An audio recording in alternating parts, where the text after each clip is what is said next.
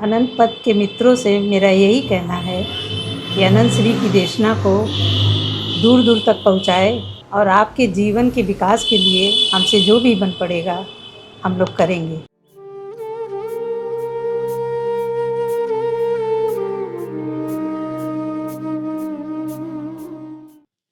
कपिल ने लिखा है, गुरुदेव प्रणाम। शिविर में सेवा शब्द पर चर्चा हुई तो अंत में संदीप भाई ने बड़े अदब से महत्वपूर्ण बात कह दी कि अनंत संघ की सेवा ही सर्वोत्तम है। कुछ कहें प्रभु। कपिल, अनंत संघ की सेवा का तात्पर्य है जागृति के कारवां में सहयोग देना। ये जागृति का कारवां है, ये जलते दियों का कारवां है। इसमें अपना दिया भी शामिल कर देना। कोई दिया इंतजार में हो, उस तक उस लौ को पहुंचा देना। यही तो सेवा है। हम बेहोशी में घिरे हुए करोड़ों लोगों की सेवा करें, इससे बेहतर होता है कि जागृति में ठहरे हुए हम 100 लोगों की, चंद लोगों की सेवा कर दें। अर्थात उनको सहयोग दें, हर तरह का सहयोग दें, जैसा भी है। तो ये बहुत ही महत्वपूर्ण सेवा हो जाती है, जिससे कि बहुत कल्याण होता है। एक व्यक्ति अगर समाज में प्रेम, शांति, प्रसन्नता और समस्वरता से भरकर घूमता है तो वो एक ऐसा आभामंडल लेकर चलता है जो तमाम तरह की हिंसा, प्रतिहिंसा, घृणा, ईर्ष्या, क्रोध, वैमनस्य के अंगारों को शांत करता है। एक शांत व्यक्ति, एक प्रेमपूर्ण व्यक्ति ही सबसे बड़ा सेवक है। सेवा का तात्पर्य ये नहीं कि वो भी सब चलता है, जिसके अंदर से जो आए सो करे, कि कोई किसी पशु पक्षी की सेवा में लगा है तो कोई किसी और चीज में लगा है। वो अस्तित्व उससे करा लेगा, जिससे जो अस्तित्व को कराना है वो अस्तित्व करा लेगा, वो करे। लेकिन मूलतः जागृति की यात्रा में अपने जागरण की एक किरण भी जोड़ देना, अपने जागरण का एक कदम भी जोड़ देना सेवा है। तो अनंत संघ की सेवा तो अनेक अनेक रूपों में होती। जो 4 लाइन लिख देते हैं, जो चंद शब्द बोल देते हैं, वो भी सेवा कर रहे हैं। जो अपनी आंखों में चमक लेकर कहीं विचरण कर रहे होते हैं, कहीं ठहरे होते हैं, वो भी सेवा कर रहे हैं। जिनके हृदय में करुणा का प्रसार हो गया है, वो भी सेवा कर रहे हैं। तो अनंत संघ की सेवा के तो अनेक अनेक आयाम हैं। जागृति के कारवां में बस चलना, उससे बड़ी सेवा नहीं है। ये जागतिक सेवा है। और कल्पना करो, एक शहर में सैकड़ों लोग इन 4 आर्य सारों को समेटे हुए चल रहे हों, तो कितनी सुंदरता नहीं व्याप्त हो जाएगी, कितना अच्छा वातावरण नहीं बन जाएगा। तो ये सेवा ही सर्वोत्तम है। परमवीर लिखते हैं, प्रणाम प्रभु। लगता है देखना कोई रहस्यपूर्ण घटना है जो आंखों तक सीमित नहीं। आंखों से हम वही देखते हैं जो हमें दिखाया जाता है या जिसे हम देखना चाहते हैं। कृपया कुछ कहें प्रभु। बिल्कुल सत्य है, हम अपनी पूरी बीइंग से देखते हैं। आंखें तो केवल एक एपरेटस है। दरिया ने पहले कहा था, कानों सुनी सो झूठ सब, आंखों देखी साच, दरिया देखे जानिए क्या कंचन क्या कांच। तो दरिया ने मैजिक शो नहीं देखा होगा, लग रहा है। उन्होंने कोई इल्यूजनिस्ट का शो नहीं देखा होगा। कितने हम धोखे खाते हैं। जो हम देखते हैं वो भी कहाँ सच होता है। कब हाथ की सफाई हो जाए, कब पलक झपकते क्या दृश्य बदल जाए, हम कहाँ देख पाते। और फिर दरिया ने उस मनोविज्ञान को भी शामिल नहीं किया जिसको आज हम जानते हैं कि व्यक्ति तो अपनी धारणाओं के चश्मे से देखता है। जो है उसको कहाँ देखता है, वो जो देखना चाहता है वो देखता है। तो देखना तो एक बहुत बड़ी घटना है। Seeing is the doing. अगर हम ठीक से देख लें तो करना घट जाता है, फिर हमको करना नहीं पड़ता। जैसे हमको दिख जाए कि बहुत गर्मी है तो हम पंखा चला लेते हैं, एसी चला लेते हैं, कुछ कर लेते हैं। हमको दिख जाए कि हम धूल धूसरित हो गए, हम स्नान कर लेते हैं। दिख जाना एक समझ है। दिख जाना ये आँखों के apparatus से घटी हुई कोई घटना मात्र नहीं है। देखने में एक पूरी समझ शामिल है और हम देखने में बहुत चुनावपूर्ण हैं, क्योंकि हम वही देखना चाहते हैं जो हम देखना चाहते हैं, वही देखते हैं। देखने को समग्रता में अगर लाना हो, तो समझ को व्यापक करना पड़ता है। व्यापक समझ होती है, तो जीवन के रहस्य को हम देखते हैं। जीवन को जब एक रहस्य की तरह देखते हैं, तो हम चुनाव रहित हो जाते हैं। हम चुनाव रहित हो जाते हैं, तो जीवन को रहस्य की तरह देखने लगते हैं। तो एक व्यापक घटना है ये। देखना कोई मामूली बात नहीं है, ये बहुत बड़ी बात है। इसमें पूरी बीइंग शामिल है, केवल आँखें ही शामिल नहीं हैं। ध्रुव भट्ट ने लिखा है, I was in a beautiful natural secluded environment in a village, but while meditating I would get worried with an insect flying near my ears, crawling on me, and I could not meditate for long. Why was meditating becomes difficult, felt a sense of separation and fear of unknown came up. कीड़े अपना काम कर रहे हों, उनसे बचने की व्यवस्था कर लेनी चाहिए। मैं ये नहीं कहूँगा कीड़ों को काटने दो, कीड़ों को रेंगने दो। ये कहानियाँ सुन ली है ना कि बुद्ध साधना में बैठे थे तो दीमकों ने उनके ऊपर वो घर बना लिए थे। आदमी के ऊपर दीमक लगती है कहीं? कैसी बेवकूफ़ी की कहानियाँ बनाते हैं लोग। और साँप बिच्छू काट जाएँ, ये सब काट जाएँ, तो कौन-सा ध्यान होगा? कोई ध्यान नहीं होगा। तो बचाव कर लो, फिर ध्यान में आ जाओ। ध्यान का मतलब कोई जिद नहीं होता है। जैसे हम बैठे हुए हैं और अचानक कोई मच्छर मेरी आँख में घुसा जा रहा है और मैं कहूँ कि नहीं, मैं तो आँख खुली रखूँगा, मैंने संकल्प लिया है। वो मेरी आँख में घुस जाए, हम परेशान हों, इससे अच्छा हम आँख बंद कर लें, उसको भगा दें, कुछ कर लें, वो ज़्यादा वाइज होगा। और ध्यानी को वाइज होना चाहिए, उसको स्टबर्न नहीं होना चाहिए, जिद्दी नहीं होना चाहिए। ध्यान के लिए कोई धारणा ना बनाए। इमर्जिंग, मेडिटेटिंग, बिकमिंग वन, ये सब कॉन्सेप्ट्स हैं। ध्यान को सहजता बनाए। इवन सेंस ऑफ सेपरेशन और फियर ऑफ अननोन भी ध्यान का ही हिस्सा है। घिसाई शुरू हुई है, थोड़ी नींव खोदी जा रही है, हम सीधे महल के कंगोरों पर निगाह डालते हैं। हमको लगता है कि यही ध्यान है। शांति के चमचमाते हुए शिखर, प्रसन्नता की फैलती हुई ये दूर दूर तक तरंगे। नहीं, वो तो परिणाम है, उस तार है, वो आर्य सार मैंने उनको कहा है। कभी जमीन की खुदाई होगी, कभी नींव पड़ेगी, कभी उसमें ईंटें डलेंगी, बहुत कुछ केओस जैसा होगा। उस केओस से फिर वो भवन निर्मित होगा ध्यान का। तो ये जो सेंस ऑफ सेपरेशन है और फियर ऑफ अननोन है, ये नींव खुदाई चल रही है। तो कभी कभी नींव खुदती है। अब चलो, एक जगह बन गया था, एक समय बन गया था, फिर कहीं जरूरत है किसी अलग अलग निर्माण की, अलग ध्यान की, विस्तार की, तो फिर ये सब चलेगा। तो इसलिए सेंस ऑफ सेपरेशन से, अलगाव की भावना से, अज्ञात के भय से व्यक्ति को भागना नहीं है, चलने देना है, उसमें छोड़ देना है अपने को। अलगाव की पीड़ा है तो उस पीड़ा से पीड़ित हो जाना है। अज्ञात का भय है तो उससे भयभीत हो जाना है, गुजर जाना है। भयभीत होते हुए, कांपते हुए गुजर जाएंगे तो देखेंगे अज्ञात का वो जो पड़ाव था पार हो गया। उस पड़ाव के बाद रोशनी के कई नए जो मोड़ थे वो हमारा इंतजार कर रहे थे।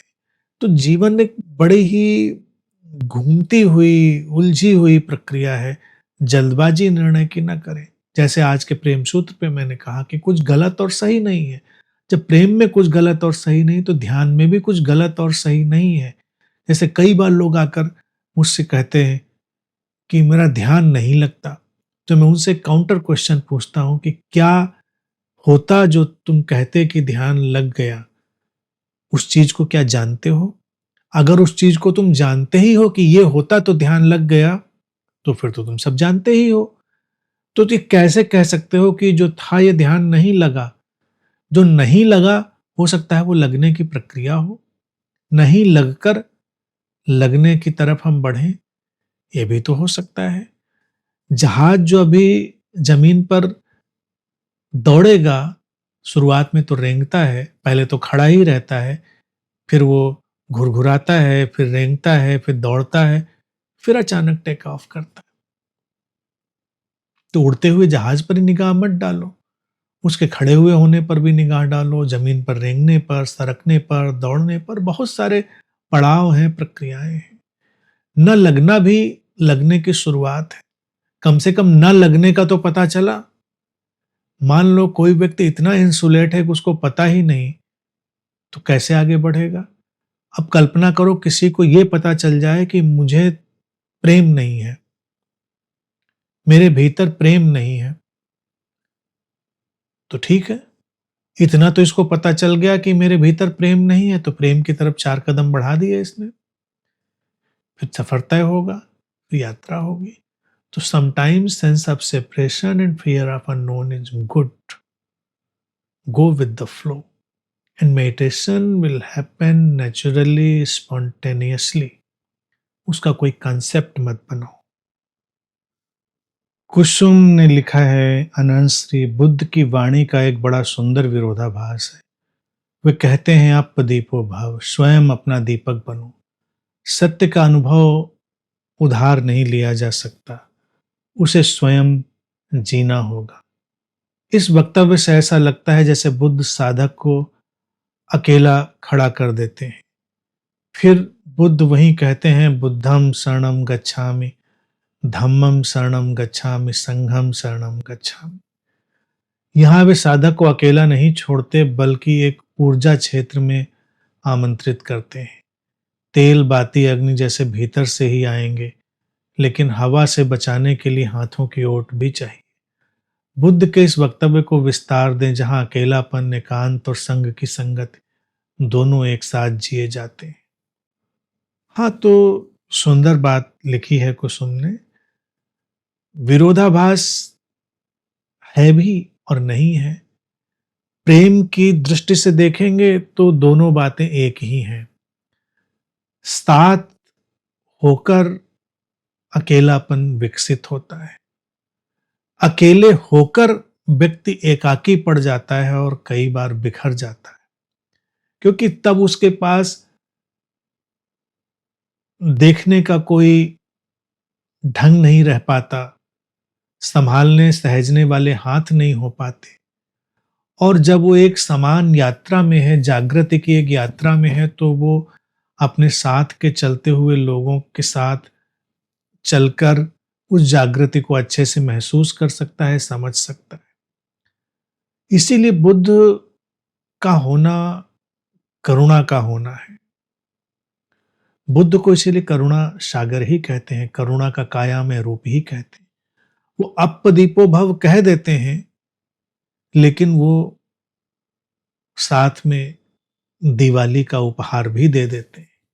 संग है दिवाली, अप्पदीपो भव है घर में जलता अकेला दिया। अकेला दिया भी खूबसूरत है, लेकिन दिवाली हो जाए तो फिर क्या कहने। फिर तो अलग ही उत्सव बन जाए। और बुद्ध इसकी प्रक्रिया की खूबसूरती भी जानते हैं।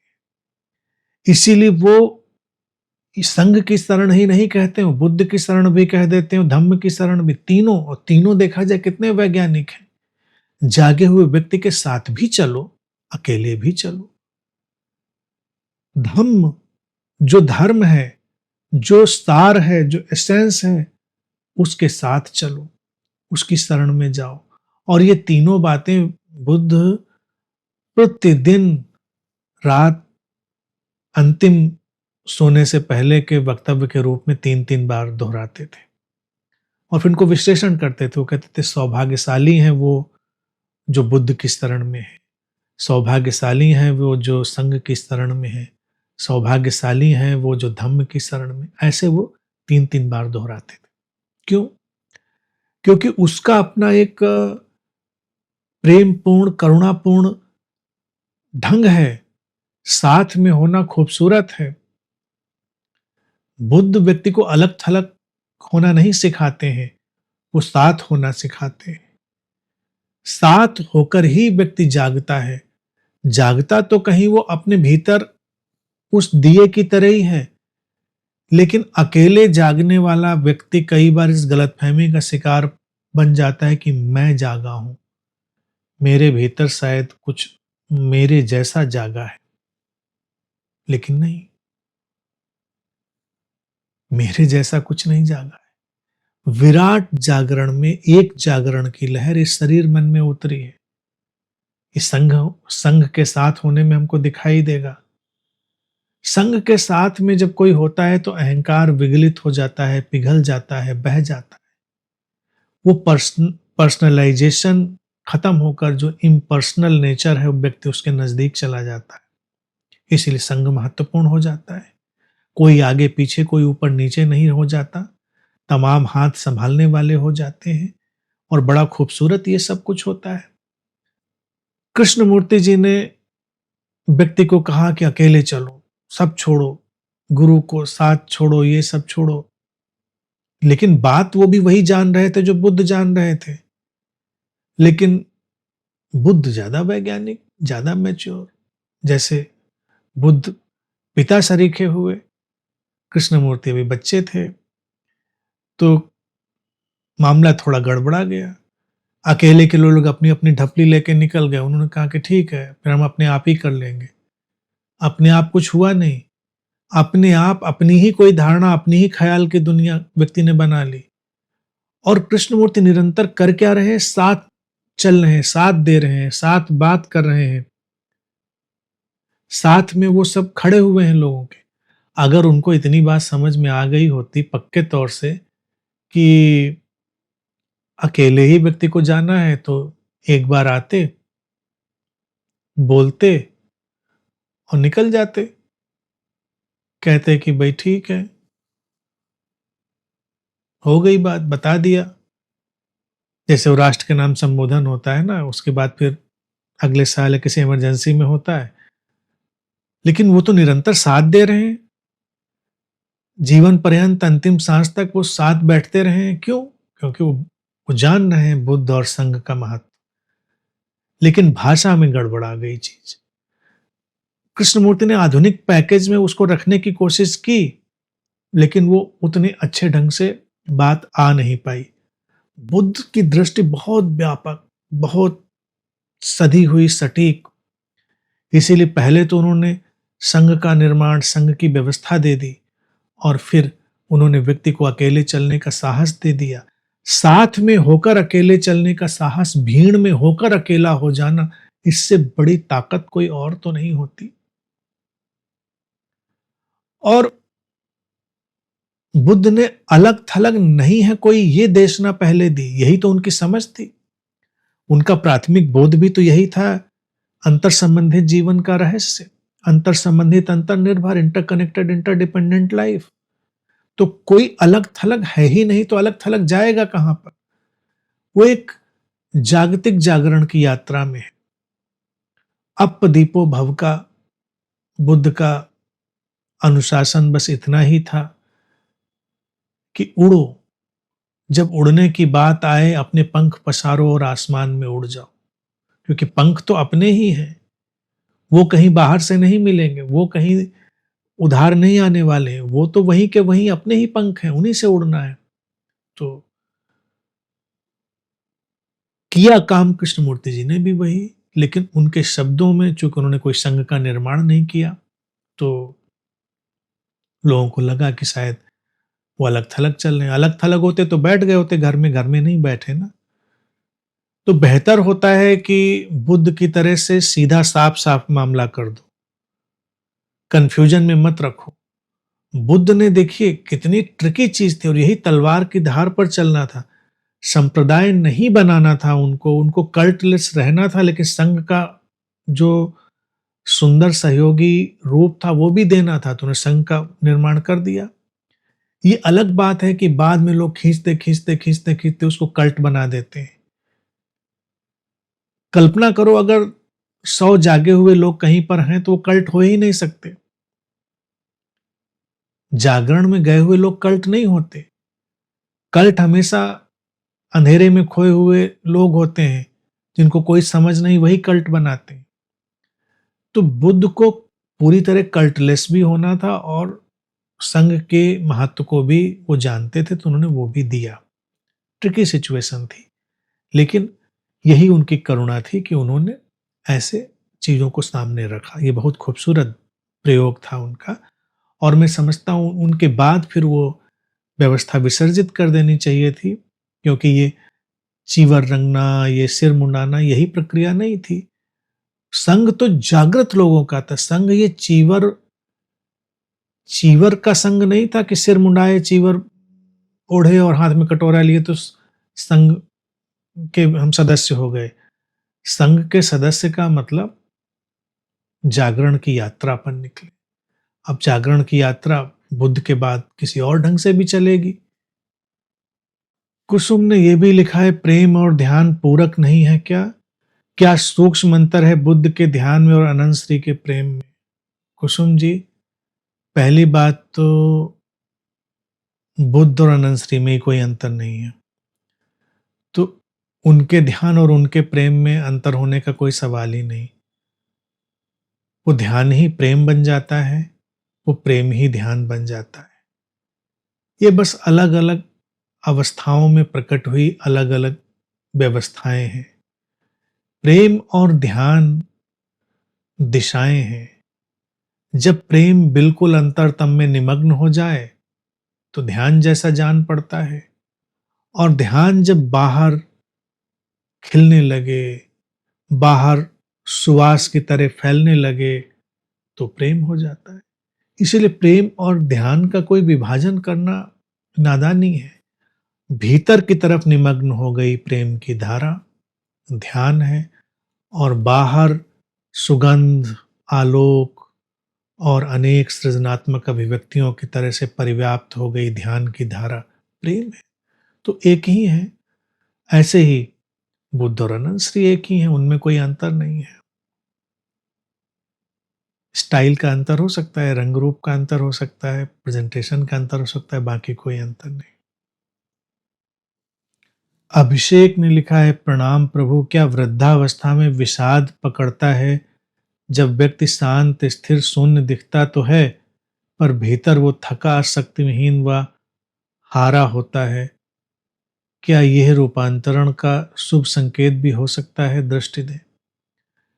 देखो अभिषेक, क्या है कि हो सकता है रूपांतरण का द्वार, क्योंकि ये जो स्थिरता, ठहराव, चाहे वो धक्के के रूप में ही क्यों ना आ रहा हो, बस यहीं पर तो संघ, बुद्ध और धम्म की बातें आ जाती हैं। इस व्यक्ति को किसी बुद्ध का संस्पर्श मिल जाए, किसी संघ का थोड़ा सहयोग मिल जाए, जागृत संघ का, तो वही जो शांति, स्थिरता, शून्यता जो निराशा और विषाद के कारण आई है, वो सकारात्मक ढंग में भी बदल सकती है। वृद्धावस्था में विषाद है जीवन के बिखर जाने का, खो जाने का। जीवन में जो अर्थ बनाने, समेटने की कोशिशें हुई थी, उनके नाकाम हो जाने का। तो ये जो शांति एकदम घिरती है, वो शांति नहीं, सन्नाटा होता है, लेकिन रूपांतरित तो हो सकता है। इसीलिए जब घर में ऐसे कोई वृद्ध हो और किसी ऐसे आकस्मिक सन्नाटे की स्थिति में वो जा रहे हों, बिखराव की स्थिति में दिखाई दे रहे हों, तो उनके साथ करुणा पूर्वक रहो, साथ में उनके साथ प्रेम पूर्वक रहो। अपने ध्यान में, अपने प्रेम में डूब कर उनके साथ बैठो। धीरे धीरे हो सकता है कोई चिंगारी पकड़ ले। उनकी कोई तुलना मत करो, उनको कोई ज्ञान भी मत दो, बस उनके साथ रहो। जैसी जैसी गुंजाइश मिले कोई बात रख पाने की, तो बात रख देनी चाहिए। अलग अलग स्थितियों में अलग अलग शरीर मन में अलग अलग प्रतिक्रियाएं होती हैं, तो वो अलग अलग ही रहेंगे, इसलिए उसमें उलझने की बात नहीं है।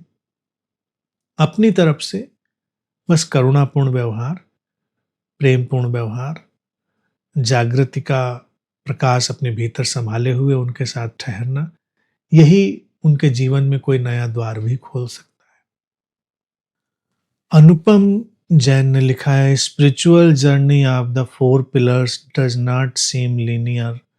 Periods of understanding and clarity are followed by times of confusion. However, something goes forward, probably best described as a spiral. अनुपम, इसीलिए तो भारत में कुंडलिनी की अवधारणा आई। कुंडलिनी को वो स्पाइरल ही आगे जाता हुआ दिखाते हैं। कुंडलिनी एक समझ, एक अंतर्दृष्टि है। कुंडलिनी एक जागरण की यात्रा है। तो जागरण की यात्रा लीनियर नहीं होती, वो स्पाइरल घूम रही है, वर्तुल है उसमें। कभी लगता है हम घूमे और वहीं आ गए, वहीं नहीं आए हैं, वहां से थोड़े आगे चले, जैसे यहां से हम घूमे और ऐसे फिर यहां पर आए। और हो सकता है कभी हम नीचे ऐसे चले जाएं, फिर घूमे ऐसे, फिर ऊपर जाएं। तो इसीलिए भारत में जो कुंडलिनी की अवधारणा दी गई वो बड़ी खूबसूरत दी गई, उसको स्पाइरल दिखाया उन्होंने। स्पाइरल है, सारी चीजें एक साथ कंबाइंड है। ये जो 4 आर्य सार मैंने कहे हैं, ये भी कोई स्टेप बाय स्टेप नहीं कि ये आएगा फिर ये आएगा फिर ये आएगा। कोई कभी आ सकता है, कोई कहीं गड्ढमड्ढ हो सकता है, कोई कहीं मिल सकता है, कोई आगे पीछे दाएं बाएं, सब घुलते मिलते हुए चलते हैं। जैसे 4 धागे एक धरती से आसमान तक फैल गए हों और अपने ढंग से वो लहराते हुए एक बनावट का पथ निर्मित करते हुए जा रहे हैं।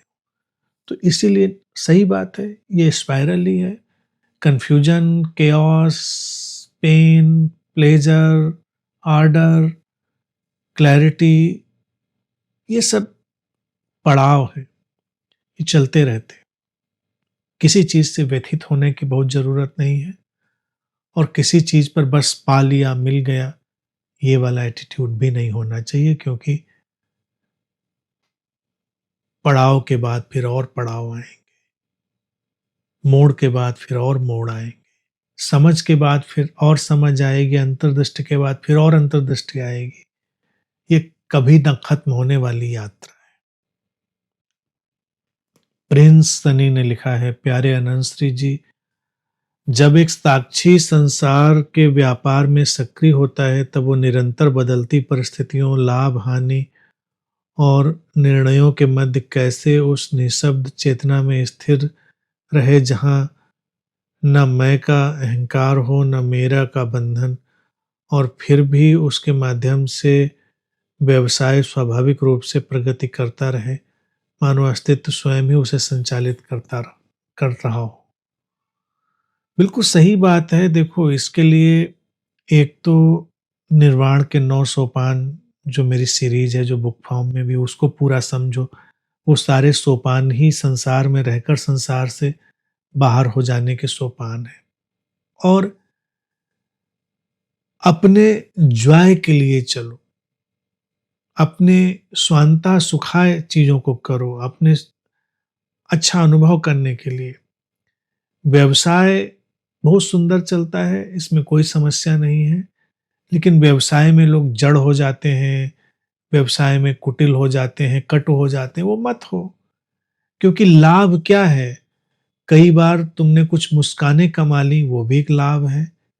कई बार तुमने कुछ संबंध कमा लिए, वो भी लाभ है। तो व्यवसाय के लाभ को केवल धन से ही उसका आकलन करने की जरूरत नहीं, उसको बहुत व्यापक तरह से देखना है, और धन भी फिर उसमें आ ही जाता है। तो एक जो साधक है, एक जागृत व्यक्ति है, एक अनंत संघ का व्यक्ति जब व्यवसाय करता है तो वो पूरे खुशी उल्लास से करता है, जानबूझकर किसी को चोट नहीं पहुंचाता, जानबूझकर किसी का शोषण नहीं करता, जानबूझकर किसी को हानि नहीं पहुंचाता, और जो भी नियम है, नॉर्म है, उनका पालन करते हुए आगे चलता जाता है, और फिर सब अस्तित्व संभालता है, खूबसूरत होता चला जाता है। और निश्चित ही जो लिखा है तुमने, अस्तित्व ही संचालित कर रहा है, वही कर रहा है। इसको एक बार देख लो, जान लो, तो सहज हो जाता है। इसलिए तनाव मत लो, निर्णय आए निर्णय ले लो, निर्णय ना आए थोड़ी देर खामोश रहो, ठहरे रहो। उतार चढ़ाव चलेंगे, उन उतार चढ़ावों के साथ चलते रहो। धीरे धीरे करके एक जागतिक लीला जीवन में प्रवेश कर जाती है, तब व्यवसाय का कोई तनाव नहीं रह जाता और सारे काम हो रहे होते। अर्चना कौशिक ने लिखा है, नमन गुरुवर। अक्सर मुझे बसंत के समय खिले फूल, पतझड़ से ठूंठ बने वृक्ष पर एक नन्ही सी कोपल मंत्रमुग्ध कर देती है। लेकिन कुछ दिन पहले कुछ अजीब सा हुआ। ड्राइव करते हुए सड़क के किनारे अचानक फूलों का सौंदर्य देख मैं ठिठक गई। कितना अद्भुत है अस्तित्व। और अगले ही पल उस देखने वाले को भी देखा गया और लगा कि अस्तित्व ही वहाँ फूल है और अस्तित्व ही यहाँ देखने वाला है। क्या अस्तित्व ही अपने ही प्रेम में पड़ जाता है, अपने ही सौंदर्य से मोहित हो जाता है। थोड़ा बेतुका भी लगा, हंसी भी आई, एकत्व का भाव भी उमड़ा, जहाँ किसी ऊपरी जोड़ की जरूरत नहीं है। तो कुल मिलाकर बड़ा सुंदर अनुभव रहा। अस्तित्व की लीला दिखाई गई। त्वमेव कर्ता त्वमेव भोक्ता, तुम ही करने वाले, तुम ही भोगने वाले, तुम ही दृश्य हो, तुम ही दृष्टा हो। ये अस्तित्व स्रोत से जो फैलती हुई जो भारत में बातें कही गई ना, ये वही घटना घट गई। सुंदर घटा, खूबसूरत घटा, उसको सेलिब्रेट करिए। और ये एक वर्तुल आपको जो दिखाई दिया बाहर खिले फूलों से भीतर घटती खिलावट और सौंदर्य तक, एक पूरा वर्तुल दिखाई दिया, एक सर्कल, एक फुल सर्कल हुआ। बेतुका इसमें कुछ नहीं था। और बेतुका इसलिए लगा क्योंकि हमारी बनी बनाई तुक की अवधारणाएं गिरती हैं, तो हमको बेतुका लगता है। बेतुका हमारे तुका से अलग है। तो ये तुकाराम से बेतुकाराम की यात्रा है। तुकाराम हुए थे, तो हम सब तुकाराम है, तुक भिड़ाते हैं अपनी अपनी तुक में तुक कहाँ मिलती है। तो जीवन का कभी कभी बेतुका हो जाना भी जरूरी है। उसी में समग्रता शामिल होती है, उसी में वो टोटलिटी, फुल सर्कल आता है। तो बड़ी खूबसूरत बात हुई, अच्छी घटना हुई। अब आपकी तरफ से भी लड्डू बंटने के जो वक्त हैं वो आ गए हैं। सेलिब्रेट करिए इसको। अतुल मिश्रा ने लिखा है, अनंत श्री, प्रेम पर आपने इतना कुछ कहा, तो अगर प्रेम वाकई आ रहा है तो क्या प्रेम कह देना गलत है, या अभी हमें और डूबना है, या अभी गहराई बहुत है इसलिए संकोच होता है? कुछ कहिए। प्रेम में कुछ भी गलत और सही नहीं। प्रेम कहना लगता है तो कह देना चाहिए। प्रेम में मौन होना लगता है, मौन हो जाना चाहिए। अभिव्यक्ति आ रही है तो अभिव्यक्ति को घटने देना चाहिए। प्रेम में कोई बंधन नहीं। प्रेम न माने बंधन, सबके अपने अपने बंधन।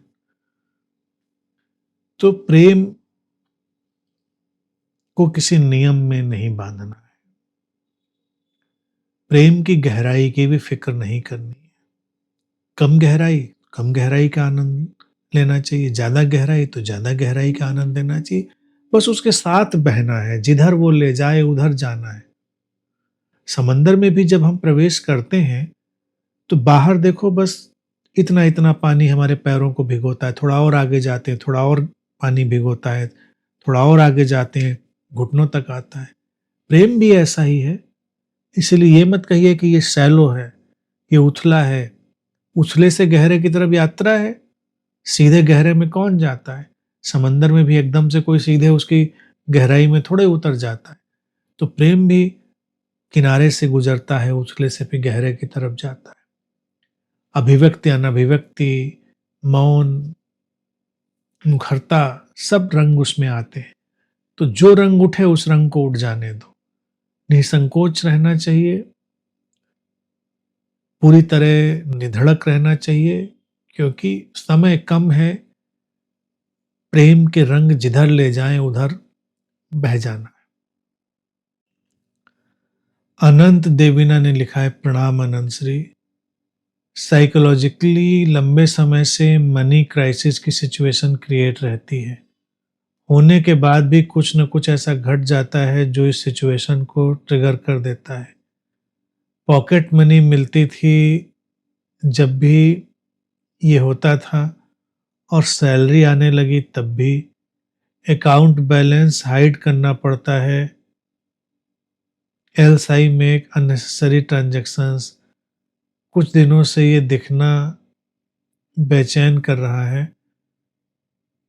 Surrendering this habit to you. बहुत अच्छा मौसमी। Live in abundant consciousness. हमारे पास दो एटीट्यूड होते हैं, एक होती है स्कैर्सिटी कॉन्शियसनेस और एक एबंडेंट कॉन्शियसनेस। हैबिट है, कई बार हमारे पास बहुत कुछ हो लेकिन स्कैर्सिटी कॉन्शियसनेस में हम हमेशा स्कैर्सिटी अनुभव करते हैं। एबंडेंट कॉन्शियसनेस ऐसी होती है कि हमारे पास कम भी हो तो बहुत ज़्यादा लगता है। तो एबंडेंट कॉन्शियसनेस में जियो, और ये सब हाइड करना और सब करने का क्या मतलब है? अननेसेसरी चीज़ें तो समझ में आती हैं कि हमको क्या करना है क्या नहीं करना है, इसमें उलझना क्यों है? उलझो नहीं उसमें, और भरोसा करो, अस्तित्व पर भरोसा करो। और बात जो लिखी है बड़ी साइकोलॉजिकल है।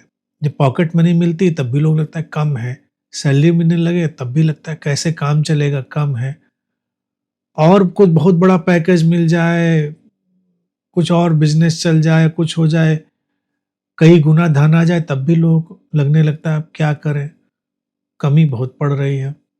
तो ये केवल एटीट्यूड है स्कैर्सिटी कॉन्शियसनेस और एबंडेंट कॉन्शियसनेस का। एबंडेंस को देखो, जियो, इस पल में सब पूरा है, इस पल में सब अच्छा है, इस पल को एंजॉय करो। बाकी धन के लिए वाइज अपना एटीट्यूड रखो, उसके लिए स्टूपिड होना जरूरी नहीं है कि हम मनी के बिहेवियर में बिल्कुल स्टूपिड हो जाएं। वाइज रहो और एंजॉय करो अपनी मनी को। और कभी कभी जब स्कैर्सिटी कॉन्शियसनेस पकड़ रही हो तो कुछ ऐसा करो अपने को हिलाकर के एबंडेंट कॉन्शियसनेस की तरफ जाओ, और उसके लिए मनी का यूज करो। मनी का यूज कैसे करो? जाओ किसी ऐसी जगह पर जो तुमको लगता हो कि ये तुम्हारे अफोर्ड करने से थोड़ी ज़्यादा है। कोई ऐसी ड्रेस खरीदो जो लगता हो कि थोड़ी तुम्हारे उससे ज़्यादा है। कभी कभी, हमेशा नहीं। हमेशा करोगे तो फिर किसी दिन सब अकाउंट खाली करके बैठ जाओगे बैंकक्रप्ट होकर, फिर कहोगे आनंद श्री ने कहा था जाके सब महंगी महंगी ड्रेसें खरीदो, महंगे महंगे रेस्टोरेंट्स में जाओ, और हमारी सैलरी तो 5 दिन में उड़ गई। ऐसा नहीं कह रहे, लेकिन कभी कभी जब भाव बहुत स्कैर्सिटी का पकड़ रहा हो तो एबंडेंट एटीट्यूड देने के लिए ऐसा करो, अपने आप को एक एबंडेंस का टच देने के लिए वैसा करो। और जब बात समझ में आ जाए तो करने की भी जरूरत क्या है, अपना आराम से बैठो, आराम से एंजॉय करो, एक प्याला कॉफी, एक प्याला चाय, या एक प्याला वॉटेवर जो कुछ। तो एटीट्यूड है ये, इस बात को समझ लो। एटीट्यूड है तो ठीक भी हो सकता है। मौसमी कहते हैं अकाउंट में मनी दिखती है तो पेट में कुछ कुछ होता है, फिर खर्च कर देती हूँ और फिर क्राइसिस होने लगती है। वाइज रहो, पेट में भी कुछ कुछ करो, दिल में भी कुछ कुछ करो, दिमाग में भी कुछ कुछ करो। इस कुछ कुछ को पेट में ही क्यों समेट दिया है? कुछ कुछ होने लगता है पेट में, फिर क्राइसिस में आ जाते हैं। इस कुछ कुछ को पूरे अपनी बीइंग में ले आओ, तो मनी का वाइज उपयोग करो। वाइज उपयोग करोगे क्योंकि तमाम कई बार चीज़ें ज़रूरत नहीं होती, तमाम काम की कोई ज़रूरत नहीं होती, हम वैसे भी खुश हो सकते हैं। तो बहुत अच्छी चीज़ें हो पाएँगी, बहुत बढ़िया चीज़ें हो पाएँगी। और इवन कभी सब लुटा के खाली बैठ के रोने का मन करे, तो उसमें भी कोई हर्जा नहीं, तो वो भी सुख ले लो। भई हमेशा मनी साथ में रहने का ही सुख लेने की ज़रूरत क्या? 1 महीने में सारी अपनी सैलरी लुटाई, रोए बैठे, फिर खाने को नहीं रहा, फिर कुछ न कुछ जुगाड़ करके खाया पिया और क्राइसिस में बिताया। वो दिन भी देखने का मन कर रहा है तो वो दिन देख लो, वो भी एन्जॉय कर लो। सब एन्जॉय करने के ऊपर है ना, क्योंकि ये मन बड़ा करता है। एक एक हमारे यहाँ पहले आती थी महिला, बड़ा उनका बंगला, कम से कम 1 बीघे में तो उनका बंगला होगा। 30-40 कमरे, घर में एक से एक आलीशान चीज़ें, ड्राइंग रूम आलीशान सब कुछ। लेकिन देवी जी को क्या कीड़ा काटता था झोपड़ी में रहने का। तो अपने उसी आलीशान बंगले में यानी महल में उन्होंने पीछे एक फूस की झोपड़ी बना रखी थी। वो कभी-कभी जाके उसमें रहती थी, साधना करती थी। कहती थी मैं साधना करती हूँ, झोपड़ी में बहुत मज़ा आता है। महल है चूँकि तो झोपड़ी में बहुत मज़ा आ रहा है। मैंने एक दिन उनसे कहा कि देखो एग्ज़िस्टेंस के साथ मज़ाक मत करो। अस्तित्व ने कभी सीरियसली ले लिया कि झोपड़ी में आपको मज़ा आ रहा है तो फिर आपको लेने के देने पड़ जाएँगे। और कालांतर में वही हुआ। अस्तित्व ने सीरियसली ले लिया कि झोपड़ी में बहुत मज़ा आता है तुमको, तो चलो बिकवाते हैं तुम्हारा मकान, दुकान। सिमटते-सिमटते उनकी हालत झोपड़ी में रहने वाली ही हो गई।